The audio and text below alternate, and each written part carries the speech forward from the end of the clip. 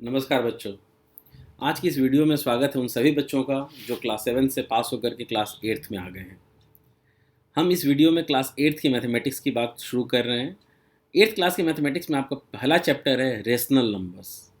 Rational numbers के बारे में बात करने से पहले ये बहुत ज़रूरी है कि आप उसके पहले के जो नंबर्स हैं उनके बारे में समझें, उनके बारे में जानें।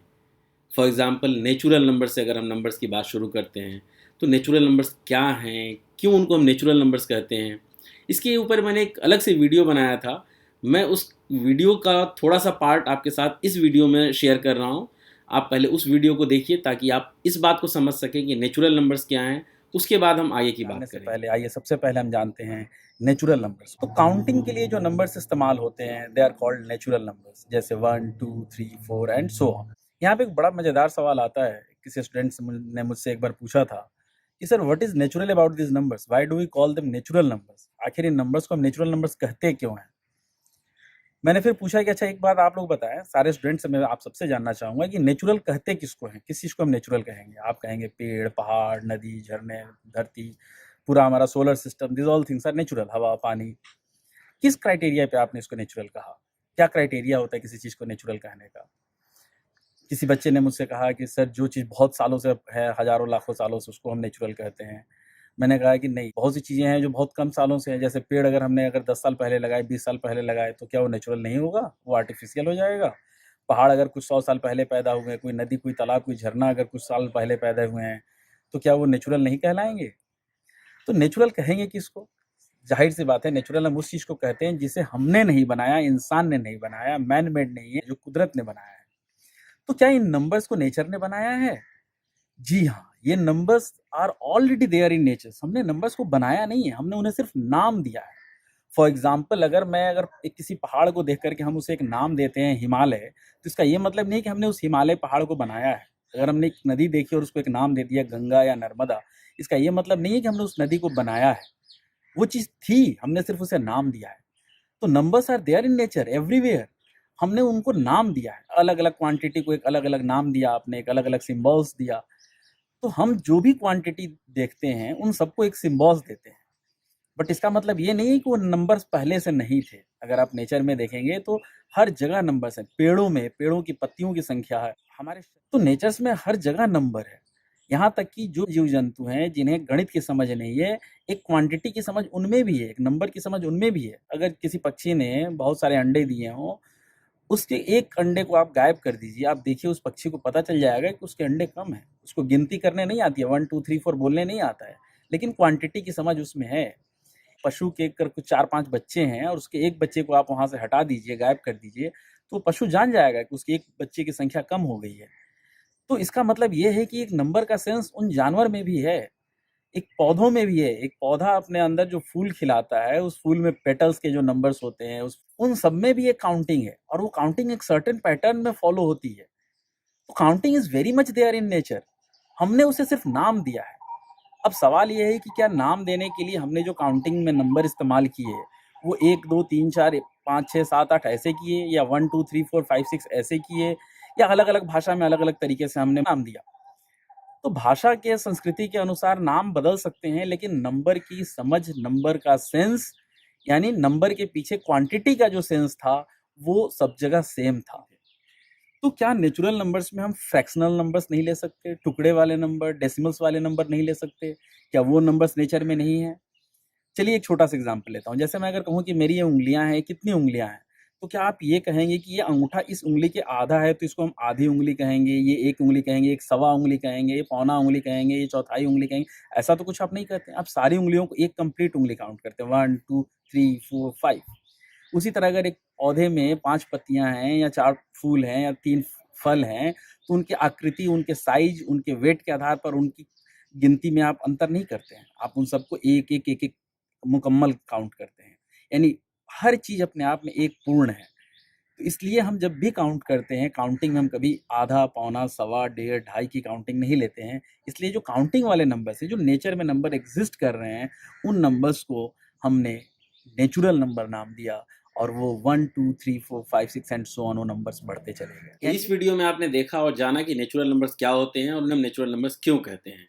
यानी अब तक आप ये समझ चुके होंगे कि 1 2 3 4 5 6 and so on. These are natural numbers. But if we have 1.2, 1/2, 3/5, -4, -3, these numbers cannot be considered as natural numbers. यानी natural numbers में ये सारे numbers नहीं आएंगे. तो क्या natural numbers में जीरो भी है? नहीं, natural numbers में जीरो नहीं होता है. जब जीरो को नेचुरल नंबर्स की फैमिली में शामिल कर लिया जाता है, यानी फैमिली में जब एक मेंबर और बढ़ जाता है, तो इस नई फैमिली का नाम हो जाता है होल नंबर्स. अगर आप इसको और डिटेल में समझना चाहते हैं कि जीरो जब नहीं था तब काउंटिंग कैसे होती थी, जीरो के आने के बाद क्या चेंजेज आए, क्यों इसको हम होल नंबर्स कहते हैं, तो जिस वीडियो का आपको पार्ट अभी मैंने दिखाया था, उस वीडियो का लिंक यहाँ ऊपर आपको दिख रहा है. उस लिंक को आप क्लिक करके पूरा का पूरा वीडियो देखेंगे तो आपको और मज़ा आएगा. नीचे डिस्क्रिप्शन में भी उसका लिंक दिया हुआ है, आप उस वीडियो को पूरा देख सकते हैं. इन शॉर्ट आपको मैं सिर्फ यहाँ यही बता रहा हूँ कि जब हम नेचुरल नंबर्स की फैमिली में जीरो को ऐड कर देते हैं, then this family becomes whole number. और अब इसके बाद होल नंबर्स के बाद बात आती है इंटीजर्स की. इंटीजर्स क्या होते हैं, क्यों इंटीजर्स की शुरुआत की गई, आइए उसके लिए एक और वीडियो देखते हैं जिसकी रिकॉर्डिंग मैंने बहुत पहले की थी. अगेन मैं उसका पार्ट आपसे यहाँ शेयर कर रहा हूँ. पूरा वीडियो देखने के लिए यहाँ ऊपर दिए गए लिंक को क्लिक करके आप पूरा वीडियो देख सकते हैं, या नीचे डिस्क्रिप्शन में भी उसका लिंक दिया गया है, उससे भी आप पूरा वीडियो देख सकते हैं. लेकिन उसका कुछ पार्ट आपको अभी मैं यहाँ शेयर कर रहा हूँ ताकि आप इंटीजर्स को समझ सकें और फिर रेशनल नंबर्स की बात हम करेंगे. पहले देखते हैं इस वीडियो को. हम बात करेंगे अब इंटीजर्स की. इंटीजर्स की ज़रूरत क्यों पड़ी, क्या पड़ी, क्या इंटीजर्स नए नंबर्स हैं? नहीं, नंबर्स वही थे. नंबर्स का जो बेसिक पर्पस था, एक सर्टेन क्वांटिटी को सिंबॉलिकली रिप्रेजेंट करना, वो पर्पस पूरा हो रहा था. लेकिन अगर क्वांटिटी हमारे पास दो डिफरेंट नेचर की हो, दो अपोजिट नेचर की क्वांटिटी हो, तो हमारे पास दो अपोजिट तरह के नंबर्स नहीं थे. हम ये चाह रहे थे कि अगर दो अपोजिट नेचर की क्वांटिटी हमारे पास हो तो क्या हम उसको दो अपोजिट तरीके से दिखा सकते हैं. फॉर एग्जाम्पल, अगर किसी को बिजनेस में 500 रुपीज़ का प्रॉफिट हुआ तो किसी को 500 रुपीज़ का लॉस हुआ. दोनों क्वांटिटी वाइज 500 है, लेकिन दोनों का नेचर अपोजिट है. एक कोई हवाई जहाज धरती से 400 मीटर ऊपर उड़ रहा है, एक कोई सबमरीन है जो समुंदर से 400 मीटर नीचे चल रही है. तो क्वांटिटी वाइज दोनों के हाइट को हम 400 मीटर ही कहेंगे, लेकिन नेचर वाइज एक ऊपर है एक नीचे है. तो इस दोनों के अपोजिटनेस को कैसे दिखाएंगे? एक नॉर्थ हो, एक साउथ हो, एक लेफ्ट हो, एक राइट हो, एक ऊपर हो, एक नीचे हो. इन अपोजिट चीज़ों को दिखाने के लिए हमारे पास क्या कोई सिंबल्स पॉसिबल था? तो जब इसकी ज़रूरत महसूस की गई तो हमने जो नंबर्स ऑलरेडी थे, जो क्वांटिटीज़ को रिप्रेजेंट कर रहे थे, उसी क्वांटिटीज़ को अगर अपोजिट नेचर के साथ जब हमें रिप्रेजेंट करना था तो हमने उसके पहले एक छोटा सा डैश लगा दिया और उसको हमने पढ़ा माइनस. फॉर एग्जाम्पल, अगर इस 5 के पहले हमने माइनस का साइन लगा दिया, it becomes -5. It does simply mean that both 5, -5 and 5, हम नॉर्मल 5 करें, ध्यान रखिए, क्योंकि 5 ऑलरेडी था इसलिए हमने इसके पहले कोई निशान नहीं लगाया. हमने एक नई चीज़ जो बनाई जो उसी 5 के अपोजिट नेचर को रिप्रेजेंट कर रही थी, हमने सिर्फ उसके पहले निशान लगाया, एक छोटा सा डैश लगा करके. यानी एक चीज़ जो ऑलरेडी एग्जिस्ट कर रही थी उसमें सिंबल लगाने की ज़रूरत नहीं थी. अक्सर बच्चे पूछते हैं कि हम पॉजिटिव नंबर्स के पहले प्लस का निशान क्यों नहीं लगाते हैं? क्योंकि positive numbers they are already theirs. हमने उसको कुछ नहीं नया किया था. हमने अपोजिट को दिखाने के लिए कुछ उन नंबर्स के पहले माइनस लगा करके अपोजिट नेचर को दिखाने की कोशिश की थी. उस अपोजिट नेचर को दिखाने के लिए हमने सिर्फ एक माइनस का सिंबल लगाया. यानी +5 या उसको हम नॉर्मल 5 ही कहें, केवल 5 है और -5 है, दोनों की क्वांटिटी सेम है. क्वांटिटी वाइज दोनों सेम क्वांटिटी को रिप्रेजेंट कर रहे हैं, बस एक का नेचर अपोजिट है. वो अपोजिट किसी भी सेंस में हो सकता है. एक राइट है तो दूसरा लेफ्ट हो सकता है, एक अप है तो दूसरा डाउन हो सकता है. यानी दो अपोजिट चीज़ों को दिखाने के लिए हमने माइनस साइन इस्तेमाल किया. तो जो अब हमारे पास होल नंबर्स थे उसमें जीरो के लिए, चूंकि जीरो इज नथिंग, जीरो तो कुछ था ही नहीं, तो उसके अपोजिट होने का भी कोई सेंस नहीं था. तो जीरो के अलावा जो बाकी के नंबर्स थे 1, 2, 3 ऑनवर्ड्स, उस सारे नंबर्स में जब हम माइनस साइन लगाएंगे तो वो निगेटिव नंबर्स कहलाएंगे. और ये सारे निगेटिव नंबर्स और होल नंबर्स मिल करके जो कंप्लीट नंबर की फैमिली बनी, दैट वाज कॉल्ड इंटीजर्स. यानी अब हमारे पास पॉजिटिव इंटीजर्स भी हैं, नेगेटिव इंटीजर्स भी हैं. पॉजिटिव इंटीजर्स यानी जो पहले हमारे पास होल नंबर्स थे, उनको जब हम इंटीजर्स के टर्म में कहते हैं तो होल नंबर्स में से जीरो को छोड़ करके बाकी के सारे नंबर्स को हम पॉजिटिव इंटीजर्स कहते हैं. Zero is, remember here, zero is neither negative nor positive.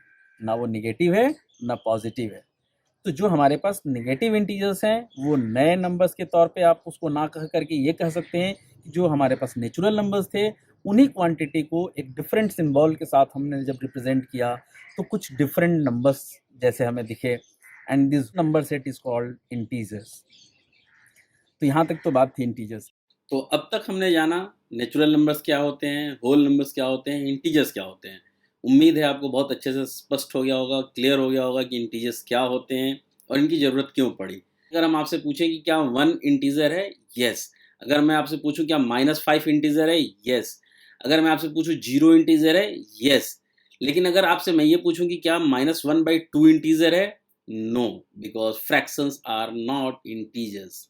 अगर मैं आपसे कहूँ 2.5 इंटीजर है, no, because decimal numbers are still not integers. तो क्या अब हम इंटीजर्स के बाद आगे कुछ हमारे पास बचता है? जी हाँ, इंटीजर्स के बाद जो बचता है उसी की अब हम बात करने जा रहे हैं, जिसको हम कहते हैं रेशनल नंबर्स, जो आज आपका फर्स्ट चैप्टर है जिसके बारे में हमने बात शुरू की थी। अब हम उस असली मुद्दे पे आते हैं, रेशनल नंबर्स की बात करते हैं। रेशनल नंबर्स के पहले ये सारी चीज़ें समझनी बहुत ज़रूरी थी ताकि आपको आगे कोई दिक्कत ना आए, इसलिए हमने पहले रेशनल नंबर्स के पहले नेचुरल नंबर्स, होल नंबर्स और इंटीजर्स की बात कर ली। अब हम बात करेंगे रेशनल नंबर्स की। फिर से मैं एक पुरानी रिकॉर्डेड वीडियो आपके साथ शेयर कर रहा हूँ, पहले उसको देखिए और उसके बाद हम आगे की बात करेंगे। अब हम बात करेंगे रेशनल नंबर्स की। रेशनल नंबर्स क्या है? एक बहुत अच्छी कहावत कही जाती है, necessity is the mother of invention. यानी जैसे जैसे हमारी ज़रूरत बढ़ती है हम नई खोज करते हैं, नए आविष्कार करते हैं। जब हमने मैथमेटिक्स को और ज़्यादा डेवलप करने की कोशिश की, जब हम उसमें और ज़्यादा स्टडी किया हमने, तो हमने पाया कि अगर कोई चीज़ हमारे पास फ्रैक्शंस में है, फ्रैक्शन का मतलब टुकड़ा, अगर कोई चीज़ हमारे पास टुकड़े में है, 1/3 है, हाफ है, 2/3 है, 3/4 है, तो इसको हम न्यूमेरिकली कैसे शो करें? हमारा जो न्यूमेरिक सिस्टम है अभी तक का, इंटीजर्स तक का, उसमें इसको कोई जगह नहीं मिल रही है दिखाने की। तो हमने उन्हीं न्यूमेरिक सिस्टम की हेल्प से फ्रैक्शन डेवलप किया और फ्रैक्शनल नंबर बनाए। यानी किसी भी फ्रैक्शन में एक न्यूमरेटर और एक डिनोमिनेटर होता है।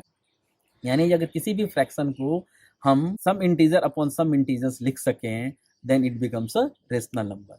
तो अगर हम डेफिनेशन कहें इसकी क्या होगी, तो हम इसको कह सकते हैं a number which can be expressed in the form of p by q, where p and q both are integers, is called a rational number, where q cannot be equal to 0।